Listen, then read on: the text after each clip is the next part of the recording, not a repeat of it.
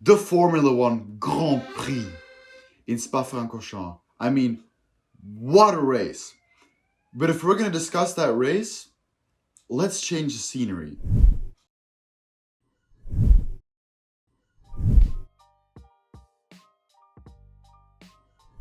Okay, this scenery is much better.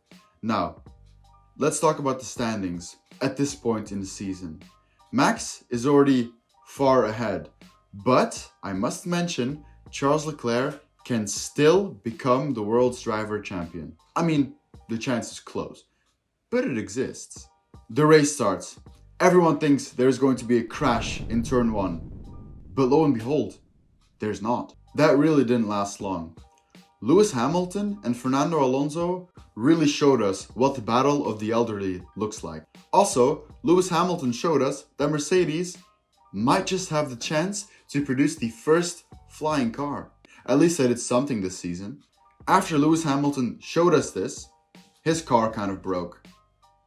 How sad. Now, let's go from the elderly to the younglings. Nicholas Latifi. Do I need to say any more?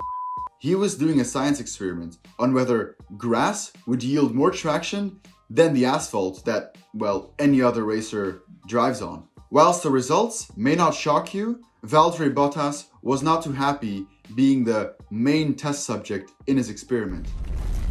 I'm sorry, Bottas. That wasn't the only science experiment taking place around the same time. Albert Einstein was very much one of the driver's role models that day. Max Verstappen did a little bit of out of the box, or as I like to call it, out of the helmet thinking.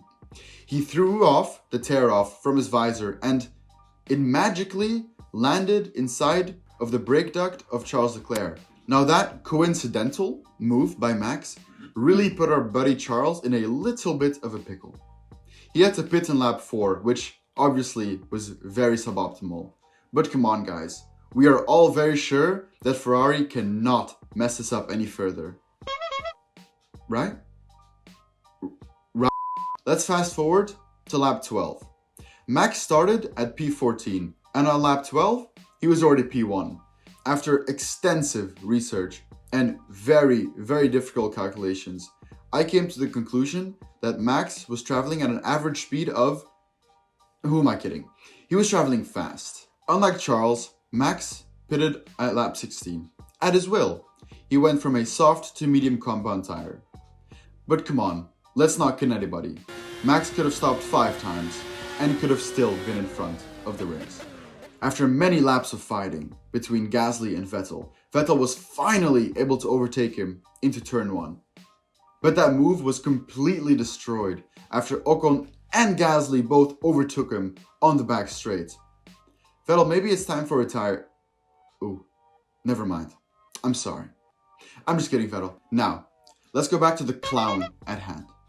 Leclerc has been driving on the same tires for 39 laps.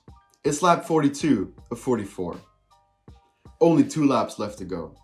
The extremely smart strategists and world-class engineers of Ferrari decided to beat Cirque du Soleil at their own game and pit Charles Leclerc. I really wish that I could tell you guys that that was everything. But the cherry on top is that Charles Leclerc sped in the pit lane, which made him lose 5 positions in the end result. Now I thought having clowns run a Formula 1 team was punishment enough. I guess not. Of course, not everybody is a loser.